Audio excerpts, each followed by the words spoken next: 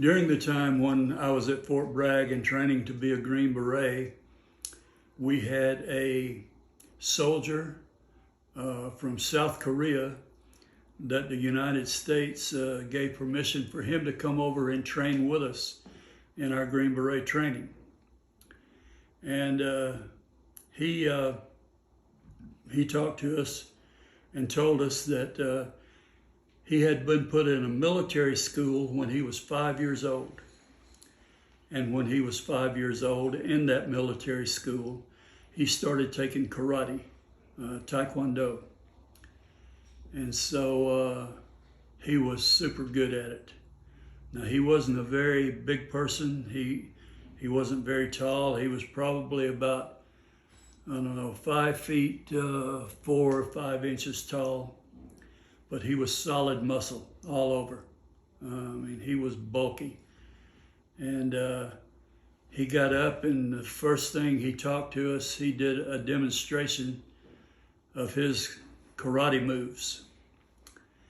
And he was very impressive, very impressive.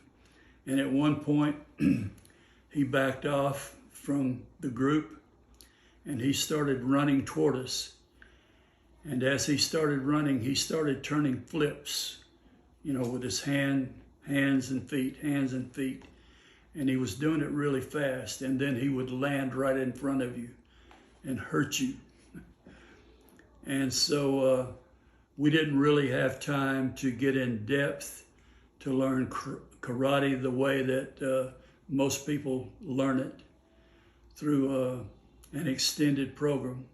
And one of the things he said was, and he couldn't speak English fluently, he didn't know all the vocabulary, but rather than him saying, make a tight fist, he would ball his fist up like that and he would say, no air, no air.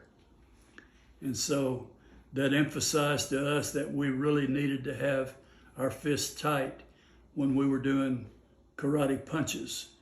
Because he explained if you don't have it really tight, you're going to break some bones in your hand when you're punching people. And so one of the things that he taught us is that how to defend ourselves if we didn't have any weapons and someone else did. For instance, if we had no weapons and our opponent or the guy who was coming after us had a knife, he would teach us to do a side kick and kick their knee.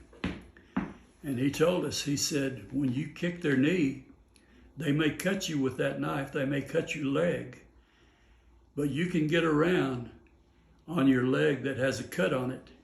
He cannot get around on a busted knee. He's only going to have one leg that he's able to use. And so immediately that gives you the advantage. Another thing he said is that hit them in the throat with your fist. Or he said if you hit them on the side of the throat, when you hit them, make your fist twist. And so that was my experience in martial arts, just a little bit that he taught us of how to defend ourselves. And he was doing that because at that time the Vietnam War was taking place, and there was quite a bit of hand-to-hand combat in Vietnam.